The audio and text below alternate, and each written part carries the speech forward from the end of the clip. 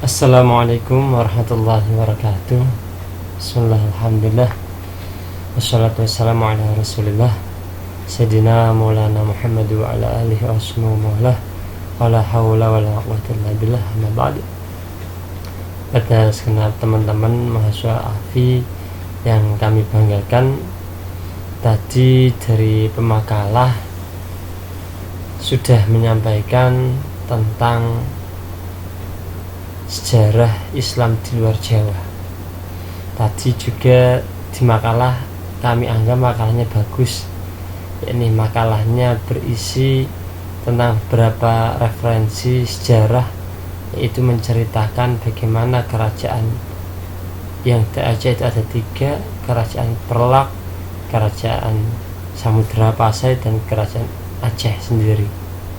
Itu berada di daerah Aceh. Oleh karena itu tidak heran Aceh punya julukan Serambi Mekah, karena menurut versi yang paling masyhur, Islam datang itu melalui jalur Selat Malaka, yang itu tentunya melewati Aceh Darussalam. Kalau kita belajar sejarah, tadi disampaikan oleh pemakalah, walaupun lewat voice note, meskipun menurut kami kalau voice note itu kurang jelas, apalagi saya lihat teman-teman AFI ini orang-orang milenial. Kalau bisa dalam pemakalah selanjutnya nanti bisa menyiapkan video itu tujuannya bukan lain agar satu, teman-teman lebih kreatif dalam pengoperasian YouTube. Anak-anak AFI itu orangnya biasanya suka kreasi. Nah, kreasi itu silakan diwujudkan dalam bentuk mata kuliah.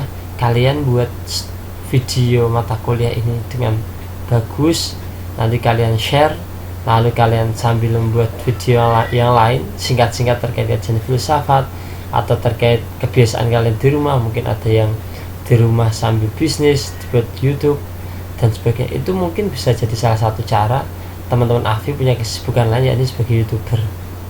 Ini bukan saya ngajari YouTuber semua teman-teman, tapi dalam mata kuliah ini kami anjurkan pakai di share di YouTube. Itu tidak lain, satu, teman-teman agar lebih bisa berkreasi, dua, agar pemahaman dalam masalah sejarah itu teman-teman gak hanya voice note yang 1 menit terpotong atau 3 menit terpotong, tapi dalam video itu kita setidaknya bisa menyimak kajian itu lebih dalam. Tadi yang disampaikan beberapa kerajaan oleh makalah, dari segi penulisan alhamdulillah sudah bagus, tapi coba nanti dilihat di prakata pembukaannya, itu tertulis dosennya itu Hasan Afif atau Bapak Dr. Fathul Muhid. Coba dilihat nanti di makalah halaman awal. Kalau teman-teman lihat halaman awalnya bagaimana, nanti pasti tahu. Kalau dibuka makalahnya, makanya makalah itu dibuka.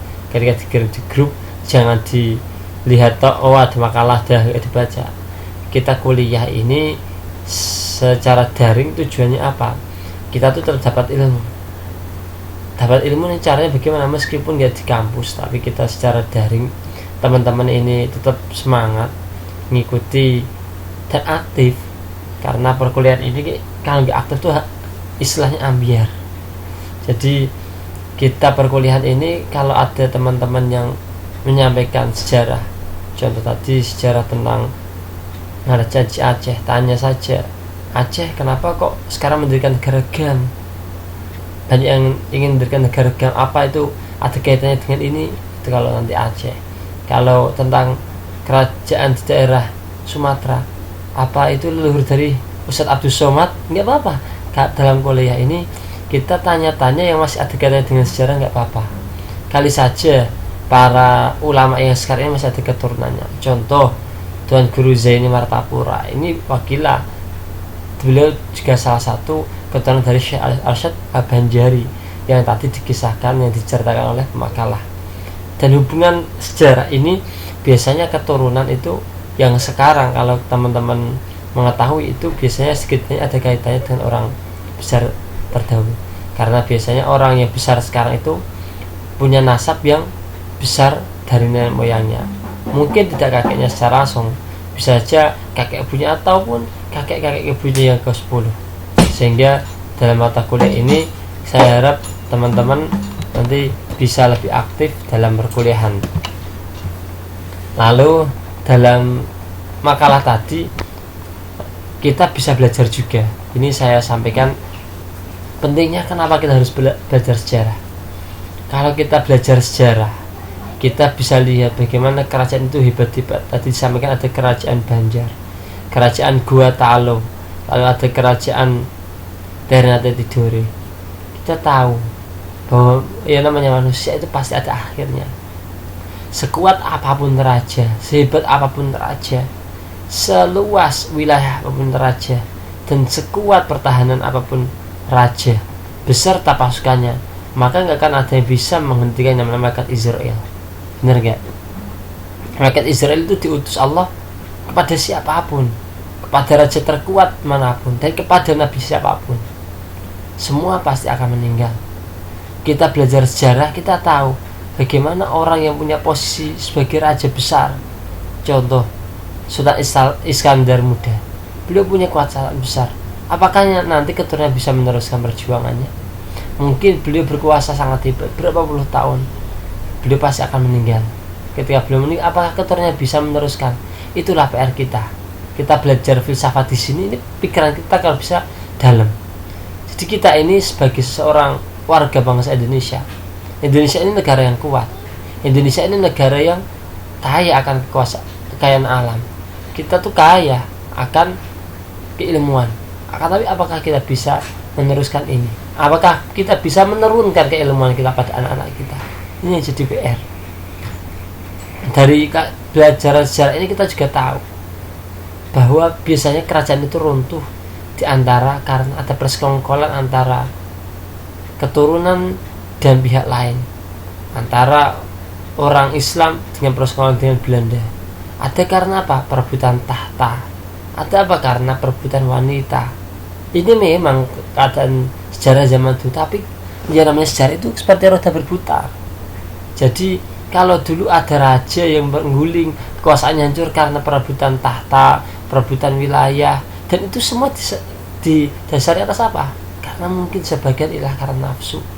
Inilah PR kita. Kita sebagai seorang agent of change, kita sebagai seorang mahasiswa pasti akan menemui banyak problem. Pasti akan menemui hal-hal yang seputar nanti perebutan jabatan kalau di dema ataupun di mana kalau kita ke masyarakat. Tapi tolong kita kalau dalam memperjuangkan agama, memperjuangkan wilayah, nanti kita mungkin aplikasinya di desa, tolong diusahakan kita latihan atas dasar Allah. Karena apa? Kalau kita atas dasar nafsu, maka apa yang kita lakukan ini akan berhenti, minimal akan hancur untuk seterusnya.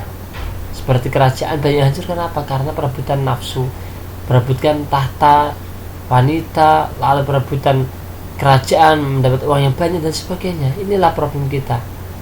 Bagaimana kita menata hati kita? Menata hati kita, meskipun kita sudah Islam, kita sudah sholat, tapi bagaimana hati kita ini tertata, latihan sedikit demi sedikit, kita belajar sejarah yang buruk yang pernah terjadi di kerajaan yang sudah hancur itu. Tolong kita ambil hikmahnya. Karena apa? Karena dalam sejarah ini yang terpenting ialah kita selain tahu sejarah, kita bisa mengambil ibrah dari sejarah itu. Selain itu tadi ada beberapa kerajaan yang belum disampaikan oleh makalah. Tadi ada yang namanya kerajaan Islam Palembang. Ini ada sejak tahun 17 masih sekitar abad 17. Lalu ada juga kerajaan kerajaan Jambi, ada kerajaan Siak. Dan sedikit cerita, kami pernah suatu ketika berangkat ke Makassar, ini daerah wilayah kerajaan Goa Talo yang tadi disampaikan makalah. Di sana meskipun dulu kerajaannya sudah hancur, tapi ternyata asarnya, bekasnya sampai sekarang masih ada, bahkan masih kuat. Di Makassar itu Islamnya kuat, bahkan Pangeran Diponegoro wakilan makamnya pun ada di Makassar, ada di wilayah kerajaan Goa. Oleh karena itu, kalau kita belajar sejarah, mungkin kalau tadi kita tahu ada beberapa wilayah yang hancur karena nafsu, setidaknya kita bisa mengambil ibroh. Setelah itu kita juga tetap mendoakan para orang-orang tua, para raja-raja kita yang sudah meninggal. Karena apa?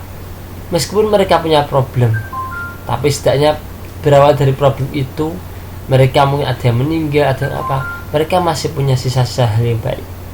Hal baik itu apa? Setidaknya karena mereka sudah berjuang mempertahankan agama. Mereka mungkin ada sedikit perebutan karena nafsu, tapi mereka masih beragama Islam. Jadi kalau kita belajar tasawuf, itu kita mengambil hikmahnya bagaimana kita bisa menata hati kita. Tapi kalau kita belajar lebih bijaksana lagi, kita bisa mengambil ibroh bahwa seburuk apapun mereka tetap punya jasa.